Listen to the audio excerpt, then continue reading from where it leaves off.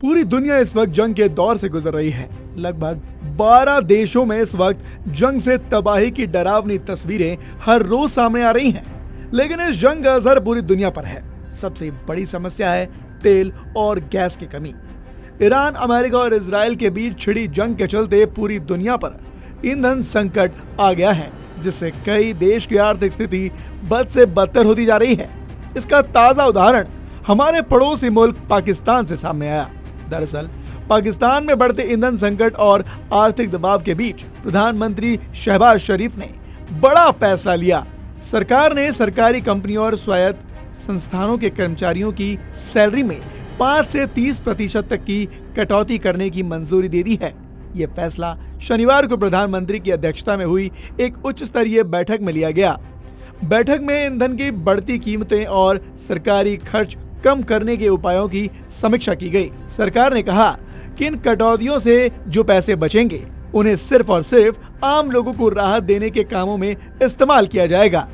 मध्य पूर्व में चल रहे संघर्ष, खासकर अमेरिका, इजराइल और ईरान के बीच तनाव की वजह से तेल की कीमतों में तेजी से बढ़ोतरी हुई है। इसका असर पाकिस्तान की अर्थव्यवस्था पर भी पड़ा।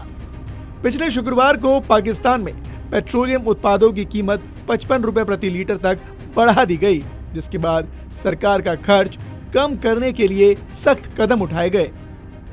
सरकार ने ईंधन की खपत कम करने के लिए कई नए फैसले भी लिए।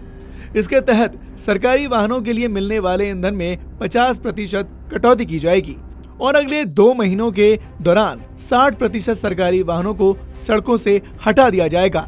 साथ ही सरकारी गाड़ियों की निगरानी के लिए थर्ड पार्टी ऑडिट भी किया जाएगा। इसके अलावा सरकार ने नई सरकारी गाड़ियां खरीदने पर पूरी तरह से रोक लगा दी है और तो और अन्य सरकारी खरीद पर भी प्रतिबंध लगाया गया।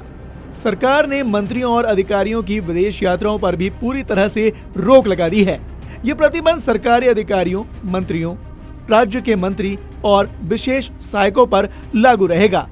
इसके अलावा सरकार ने यह भी तय किया कि अगले 2 महीनों की कैबिनेट मंत्रियों के सलाहकारों और विशेष सहायकों की सैलरी भी बचत के तौर पर सार्वजनिक कल्याण के लिए इस्तेमाल की जाएगी।